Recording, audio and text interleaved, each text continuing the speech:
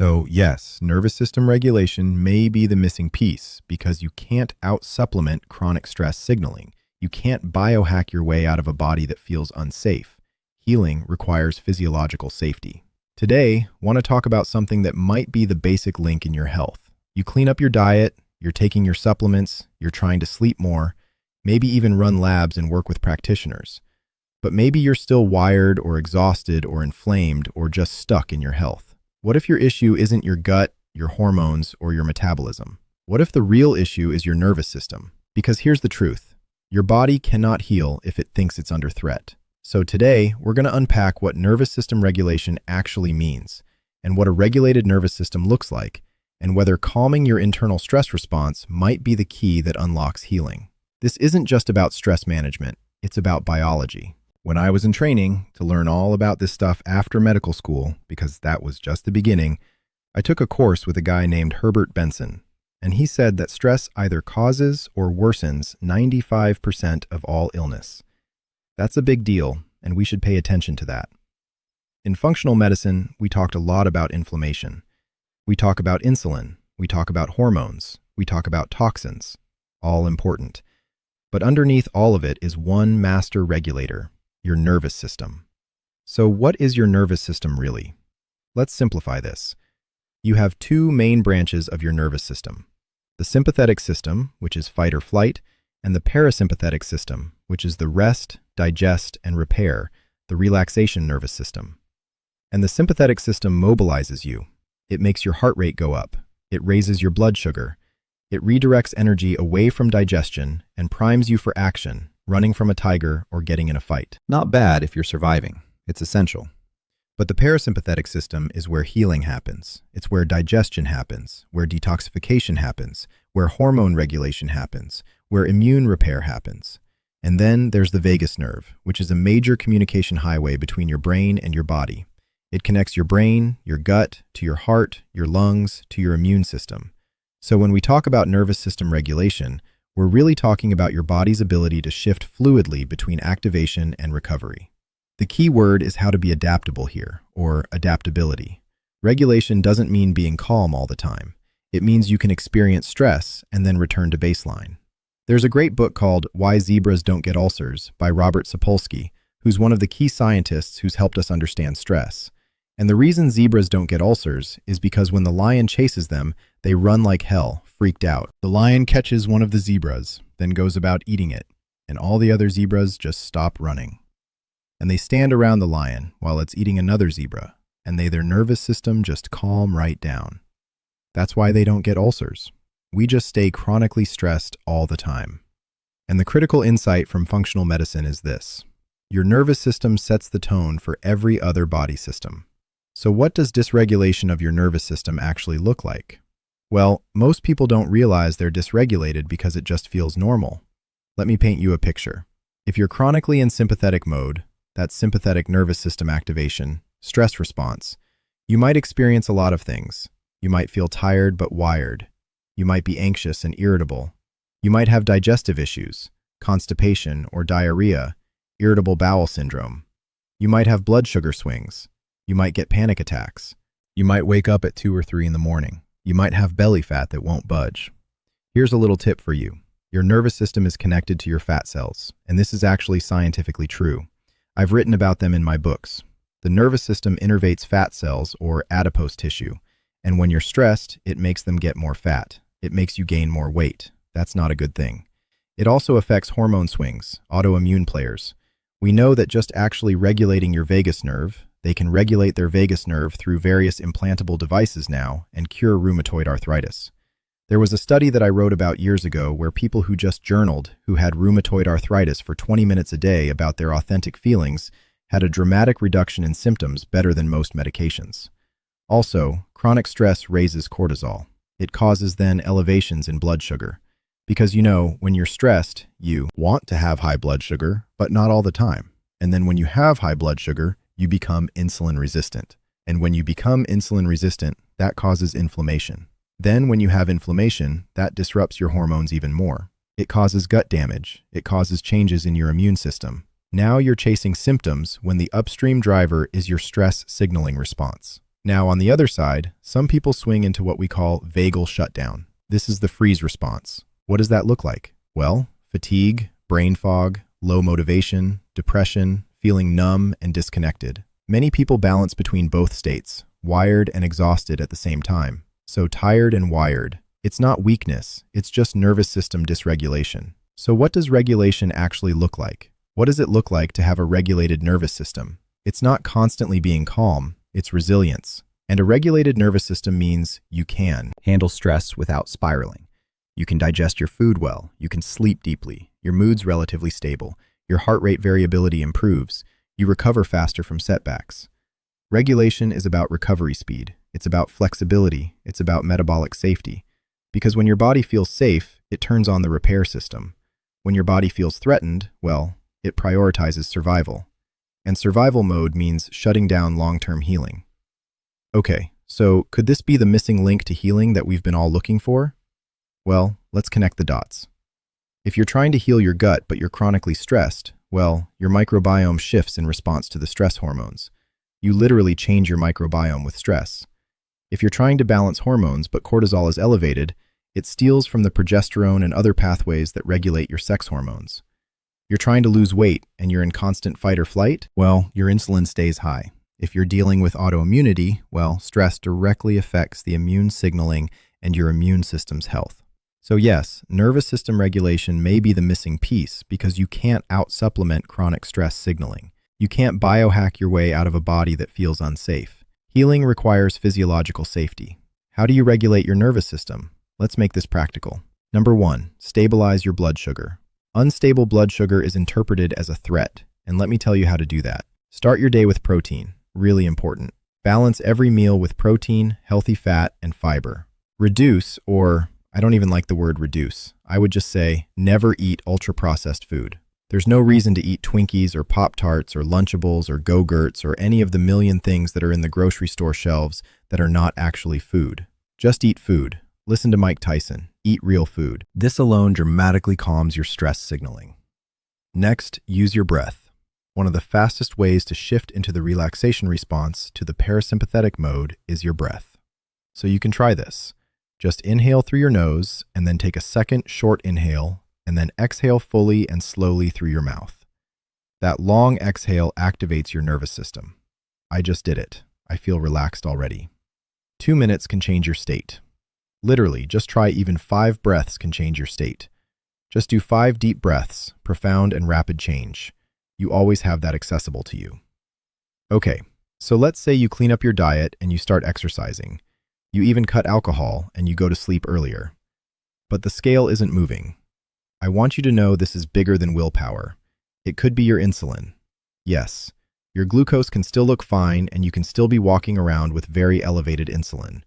It's the fat storage hormone. When it stays high, your body gets one message: hold on to that weight, and no amount of discipline can override that signal. And insulin doesn't act alone. When you pair it with higher levels of something called high-sensitivity CRP, a marker for inflammation, this stubborn weight is no longer a mystery. It becomes predictable. Next pro tip is build muscle. Muscle isn't just about looking good or aesthetics. It improves insulin sensitivity and increases mitochondrial density, but it also enhances stress resilience. So strength training is one of the most powerful nervous system stabilizer we have because muscle is your metabolic armor. Next, protect your sleep. Because when your sleep is not good, you're in trouble. Sleep is when your body and your nervous system recalibrates. So how do you fix your sleep? Get morning light exposure. Sleep at a consistent bedtime. Not always ideal, but can. Reduce your evening stimulation, so don't do stimulating things right before bed. Avoid blood sugar crashes before bed, meaning don't eat a lot of sugar and starch at dinner. If you don't sleep, you can't regulate, so make sure you prioritize sleep. Next, you want to create safety cues. The nervous system responds more to cues of safety than to positive thinking. So what is that?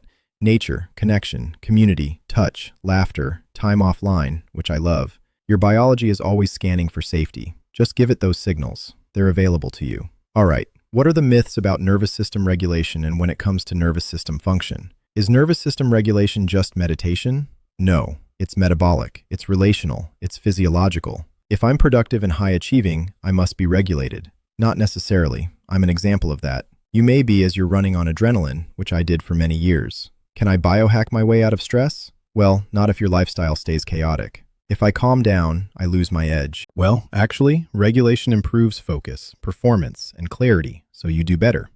So here's the bottom line. A regulated nervous system is not a luxury. It's the foundation of healing. If you feel stuck, whether it's weight gain, hormone dysfunction, gut issues, inflammation, just ask yourself, does my body feel safe? Because healing happens in safety. So start small. Balance your breakfast, lift something heavy, breathe for 2 minutes. Every morning I wake up and I do a breathwork practice for 5 minutes. It's amazing. I love starting my day like that. Go outside, get some fresh air, get some sunlight. Prioritize your sleep. You don't heal by fighting with your body. You heal by teaching it that it's safe to repair. And when you do that, everything changes. Now, if you want to go deeper, I want you to keep an eye out for my upcoming episode of my podcast with Dr. Scott Shear. We're exploring the emerging theories and the practical tools for regulating nervous system and unlocking the body's healing capacity. Take a listen to this short clip from our conversation. Today, I really want to have people who are listening to understand, what is going on with their energy, what is going on with stress, and what are the psychological and the physiological cause of stress, and how do we start kind of navigating this from a therapeutic perspective? Because we all want out of this. As soon as I'm in this empathetic spiral of doom, and I don't want the hell out of this thing. So what is it? Explain it to us. Unpack it for us. Thanks again for having me. What I like to just describe here is it's not a diagnosis for people. This is more of a pattern. As you mentioned, it's an age-old pattern, but I realized recently that it was really a significant discovery for me to understand that it's a spiral and it's a loop. You have sympathetic activation, which is your fight or flight, your nervous system being activated. You have mitochondrial dysfunction. Mitochondria, as all your listeners know, is a part of their cells that make energy. The combination of sympathetic activation and mitochondrial dysfunction is a loop. And what happens here is that this loop can either start with mitochondrial dysfunction directly, that's what I call bottom up, or it can start with sympathetic activation from outside stressors. Say it's your job, your relationship, you have a snoring partner that is snoring and you can't get to sleep at night. Outside stressors, or even worse things like trauma or things that happen when you were younger that have maintained you in this place where you can't stay safe. Either way, whether it starts with mitochondrial dysfunction directly, or it starts with sympathetic activation externally, or for most people it's both, and then it's something that just makes you fall off a cliff. Could be, well, let me pause you for a sec, just define sympathetic activation. Yeah, because people are like, what is, and define a little bit better mitochondria. Sure, because these are central to your thesis of your sympathetic spot. So let's get our terms right, because I think if you're like, what? Otherwise I'll be talking doctors I'm sympathetic, I'm sympathetic. No, it's bad. Yeah, no, good point. So I feel sympathetic to those that are in sympathetic. The sympathetic nervous system, so sympathetic is your fight or flight part of your nervous system. So it's running away from the proverbial saber-toothed tiger, as we somehow always refer to it. I know, right? I don't know why. But you're getting chased by something. Yeah. But unfortunately, we're getting chased all the time in modern society, whether it's with our phones that are actively in our faces all the time. And doom scrolling at 3 a.m, going, why is this the way it is? Or it's outside things like your job or your relationship. But we don't reward people resting and relaxing. So the sympathetic nervous system is part of your autonomic nervous system.